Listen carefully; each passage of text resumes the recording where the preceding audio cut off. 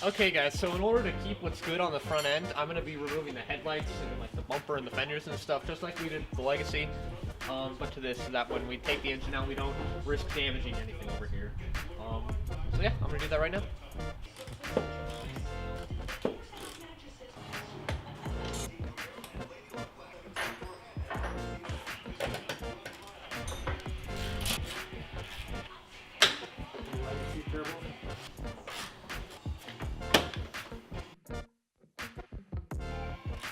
Oh, I need a 14 for the top, yeah. Because I don't have a 14 for this one. I'll do the bottom ones, you do the top ones.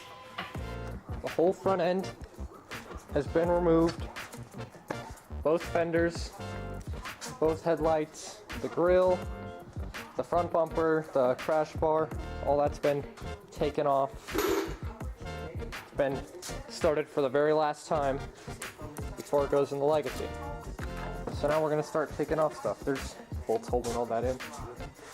So now we're going to start taking off intake stuff, like the intercooler and this intake.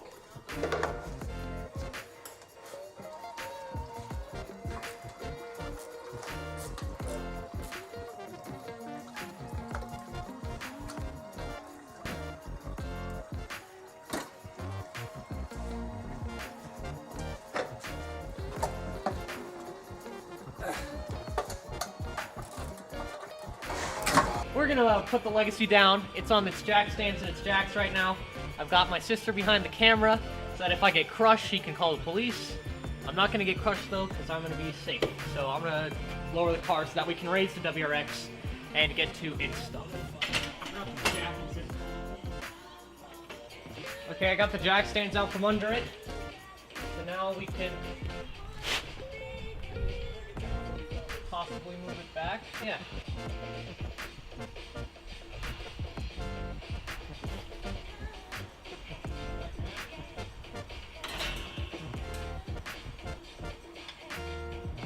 Okay, so we got the WRX just draining oil, or it should be drained by now, so I'm going to put the oil plug back on, and then I'm going to straighten up the wheels, and I'm going to jack up the car. Okay.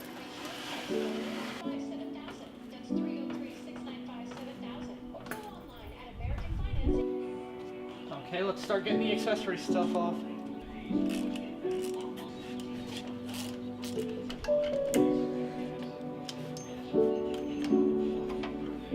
Don't spray.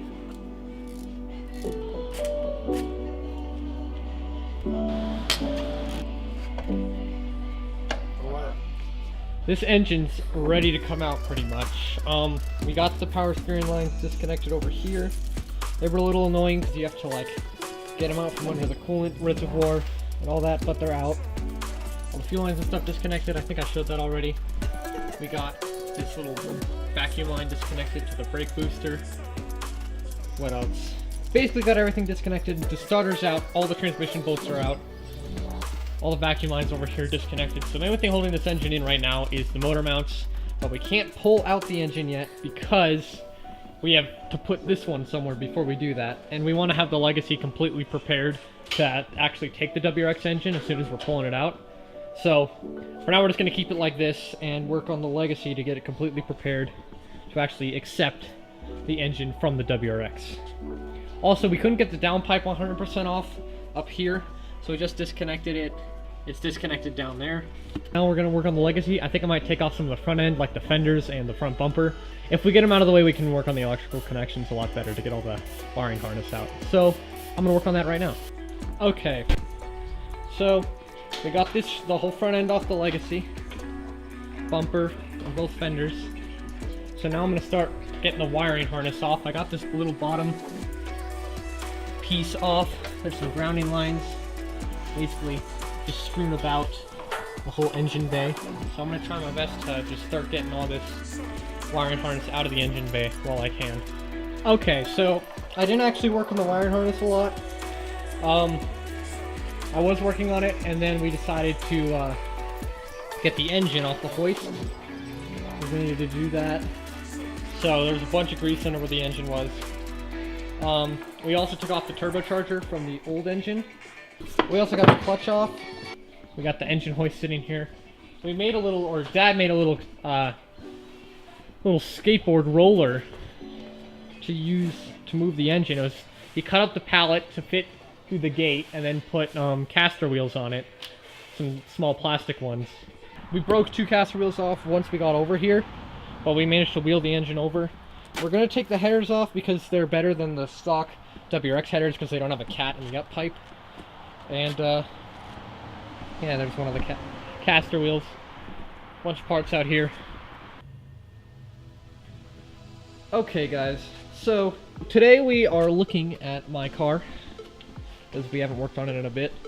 There's parts strewn throughout. Turbo. This turbo that I pulled off the Legacy, absolutely no shaft play. Like literally 0 shaft play. And it's a 260,000 mile turbo. So it's a nice turbo. And now I've got 3 turbochargers, 2 extra, because I'm already using the one on there most likely, unless it has shaft or more shaft play than the TD04 I already bought. Because this one seems to be holding up fine. Because it was running 20 pounds of boost just fine, which is possible for the TD04. That's right where it's maxing out. But depending on that, I'll still have an extra turbo that'll still work. And now I have this extra turbo, so maybe if we ever get like a project car that's not my daily driver in the future, that's NA, we could boost it with one of these, because this is actually in really good condition. And these are really nice because their wastegate stock is 5 PSI. So if you're putting it on a NA car, then you don't have to worry about running 20 pounds by accident. You don't have to worry about getting an electronic boost control or manual boost control or anything like that. So it's actually just a good turbo, and I could probably sell it because a lot of people use it for the 2.5 RS. There's my sister interrupting my video here. I don't know why she's hiding her face. She loves YouTube. What I was doing yesterday with my boy Zach McMahon with the blue TC, Instagram right here. Let's look at what I was doing all yesterday, pretty much. So I realized, or I didn't realize, I knew that I had to get most of the wiring out of this thing since we are swapping the wiring harness from that to this, which is going to be a very big learning experience because my dad and I have no electrical experience. So we're going to have to learn quickly how that works, to splice in small things. Like the only things I think we have to splice in from the WRX wiring harness onto the Legacy is the headlights, which should be pretty easy because they're just 3 prongs. The indicators, these little side lights, I don't know if my if the WRX comes with those. Actually, I can check. I have a WRX. What am I doing? I don't see one on that side. We might have to splice in those side little lights because I actually like the ways those look, and they still work on my car. And we could probably just slice it into the same indicator wire. The tail lights as well need to be spliced in. The sunroof, if we fix it, will need to be spliced in. If not, I'm fine with not having a sunroof or just having clear glass that doesn't open because I don't really care since I have lived without a sunroof for all this time. And the automatic seatbelts. I really want to keep the automatic seatbelts because, come on, man. A lot of people go to the manual seatbelts, but the automatic is just so cool. I love it. So I want to keep it as much as possible. So there's probably some way to wire that into the ignition so that when it sees an ignition signal, it activates both motors and they go back.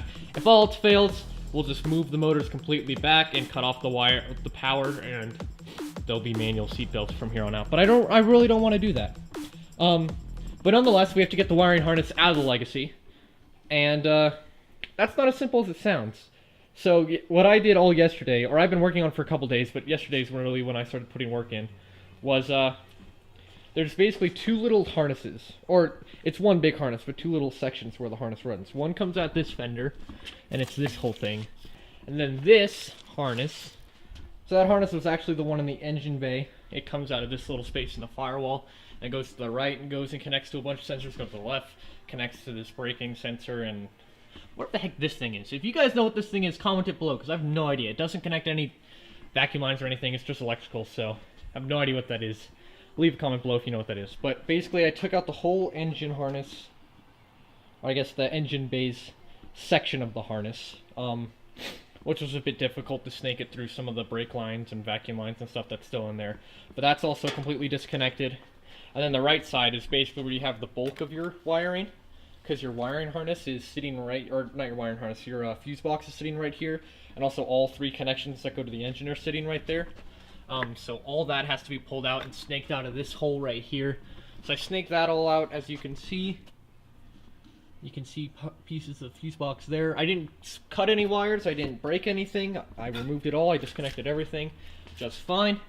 That all snakes into the fender there. This is actually an airbag sensor. I don't know if I can keep that airbag sensor in here, or if I'll have to transfer the ones from the WRX, but it does have them in the same location, so maybe. We'll have to see about that. So yeah, that's what I got done with the engine bay. My dad cleaned out all this muck. I know what you guys know what that looked like before. It's so clean now. Inside of the transmission bell housing looks pretty good. So that's super clean. He's trying to get the windshield off. I don't know how he's going to do that. And then over here, or in here, we have the dash. Now I took the steering wheel off yesterday. Took out the gauges, all the gauges, this whole plastic piece around here. And just everything over here I've taken out. The whole dash is actually loose. Like, it's ready to come out. It's just, we're trying to still figure out how to snake it out of the actual car. And that's one of the reasons my dad's wanting to remove the windshield, because it's broken anyway, and it's probably a really easy direction to get the dash out. So, right now I'm going to try and snake it out the door, just as a last resort, and if I can get it out, then yeah, that'll be good. But if I can't, then we'll just wait to take the windshield out. So yeah, that's where we are right now with the Legacy. So we've been trying to get the dashboard out on and off for a while now. And we've decided we're just going to pull it out the windshield, since the windshield's shattered anyway. And it should make the whole thing a lot easier. So let's give that a try. Okay, so I got the dashboard out. That took forever. There were a couple lines. There was this line, which I don't know where that goes to, but it was still connected. There's nowhere to disconnect it. And so I had to cut that one. And this one just pulled out and broke. But those two lines were keeping it from coming out. But yeah, dashboard is finally out. We can see the bulk of our wiring. Now I'm sort of confused though, because I don't know if this is my ECU or if this is my ECU. Because I don't really know where the ECU location in this car is. So I'll just have to look that up. But yeah, we got the dash out, so I can start trying to remove all the wiring from this thing. I got the door on this, so don't worry about your legs.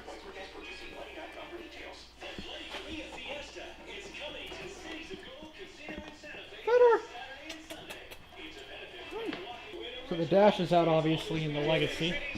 Saw that last time, but I also just got it out of the WRX, which was really easy actually out of here compared to the Legacy.